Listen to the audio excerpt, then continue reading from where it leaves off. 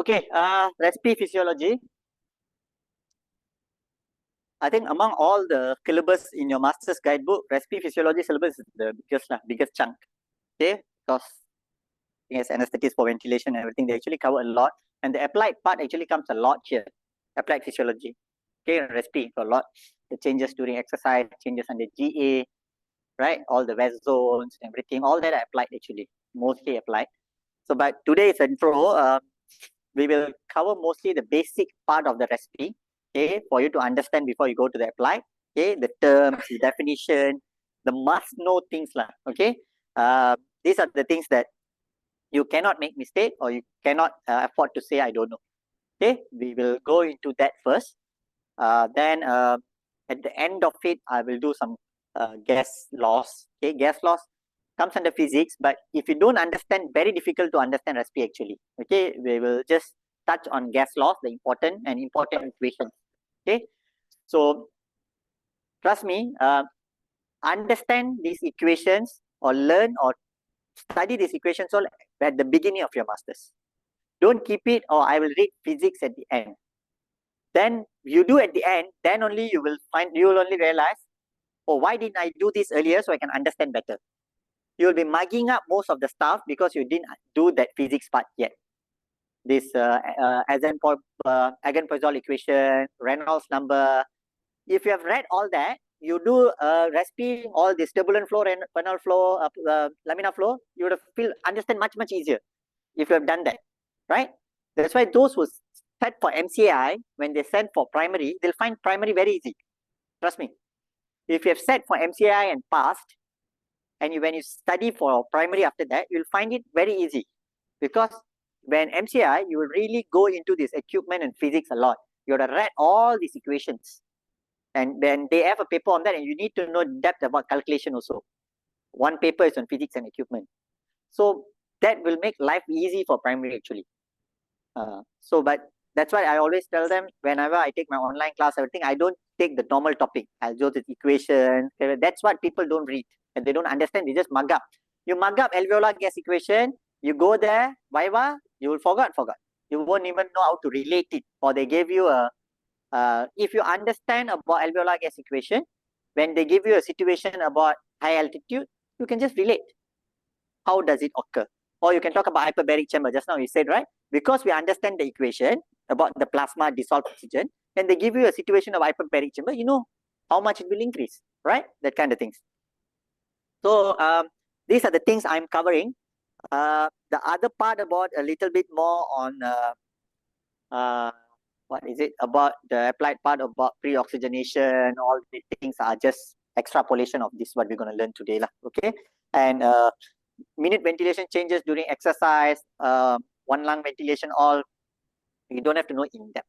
Okay, one lung ventilation physiology, you just have to know awake and anesthetize. Okay, the more part comes on the finals, practical part of it. Okay, what is the anesthetic operative concern for patient going one lung ventilation? So that part we need to know physio. Trust me, you need to know your physio for finals. Okay, because the questions will be based on that. Okay, the core recipe is this. This is your external respiration. This is your internal. External respiration means bringing out the oxygen from outside into your lungs. Okay, internal respiration is sending from lungs, not to the cell, from the lung to the blood. Lung to the blood. How do I remember? I always remember all metaphorical. That's how I remember things. I remember atmosphere as a factory that produces oxygen. Your lung is a warehouse, right? Lung is a warehouse. So it stores the oxygen first. Okay, it doesn't give it to the customer, right? They produce and keep warehouse. So when there is someone order an item, the warehouse sends out into the route. The vessels is your road lah, your delivery pathway. And the cells is your customer, the person you ordered, right? So the cellular respiration is the endpoint. So in oxygen, atmosphere factory produce the oxygen, goes to the lung. From lung, it goes to the blood, which is packaged by hemoglobin. That is your package, your bubble wrap or whatever you say. Then it goes to the patient. And for the patient to use it, the patient or customer, you must be alive and use right. Let's say the cell must be alive, mean to use the oxygen, you must have a proper electron transport chain, right? Oxidative phosphorylation. So if that doesn't occur, then the item cannot be used. right? Understand?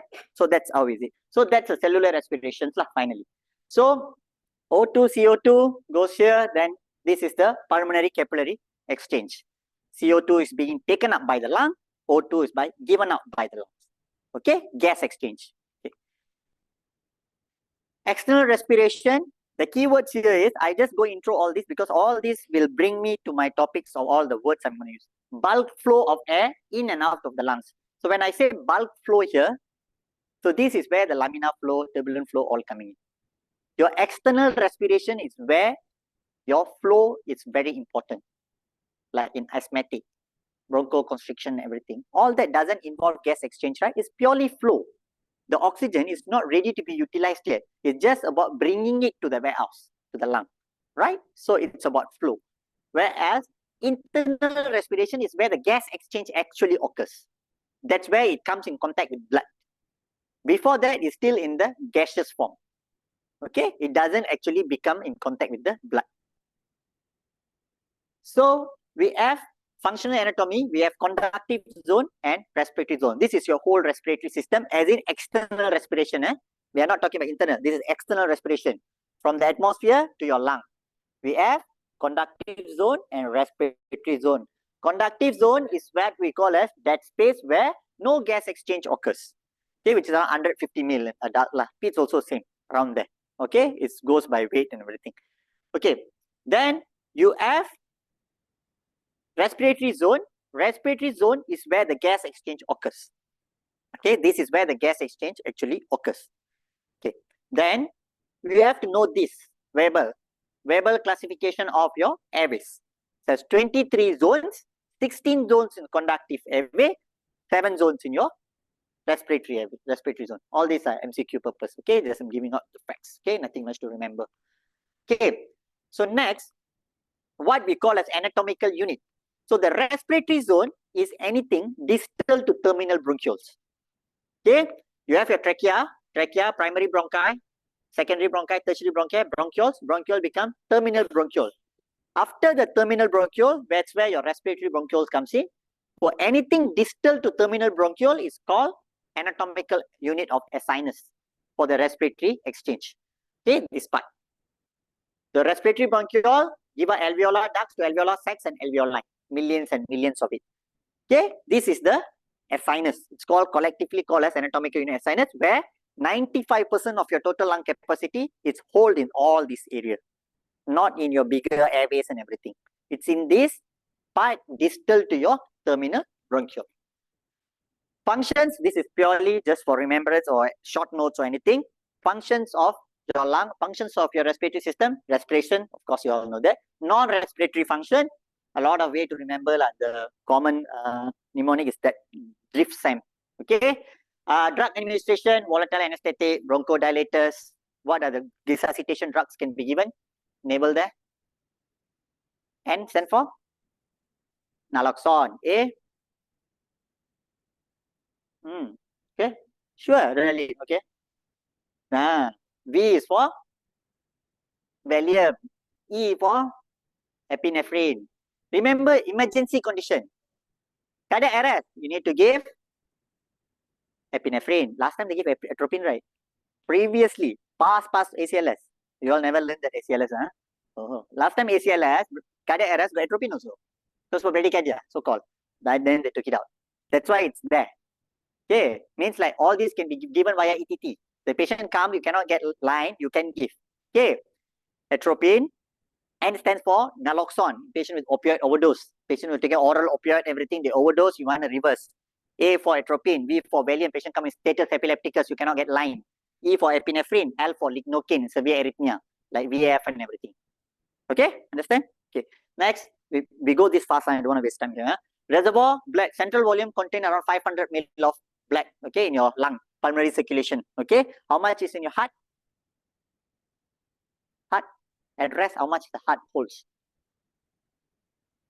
That's normally I told, 250 ml, 5% of cardiac output. Okay, so totally around chest contains 750 ml. Okay, next, your immune, got mucous layer, upper respiratory sac, cilia, alveolar, macrophages, IgA, immune, secretory IgA. Okay, secretory immunoglobulin. Filtration, particles, fibrinolysis, air bubbles. You all write air bubbles in your IV line. So why patient never get pulmonary embolism? Your lung does that work. You never know. It does that. Small clots and everything. Why they don't go and block pulmonary embolism? Because your lung actually do fibrinolysis as well. Okay, this is lung function. Next, you have your thermoregulation. This is mainly upper respiratory tract. Warm your air and everything. That's why patient under general anesthesia, we have to put HME. Because he cannot do. Cilia all stop already, right? Not working. So we have to do the work lah. That's why we put HME. Okay. I'll go fast. Anything that you all understand, just stop. All these are facts lah. Okay. Synthesis, surfactant to reduce the surface tension of alveoli. Laplace law will come into it. Then acid-base regulation, mainly for your CO2 elimination, respiratory component. Then metabolism. Okay. When people ask about metabolism, we just mentioned one activation, one inactivation, and one being produced. So activation is angiotensin 1 to angiotensin 2 by angiotensin converting enzyme. Okay, angiotensin converting enzyme convert angiotensin 1 to angiotensin 2, which is the active form of angiotensin. Unless it's converted, angiotensin 1 got no use. Okay, next, bradykinin become inactivated. So angiotensin get activated. Bradykinin, actually it's an extensive list, you know. I just put in the important one. Bradykinin got inactivated. Bradykinin get inactivated. Okay. So when people, now you understand what does bradykinin do?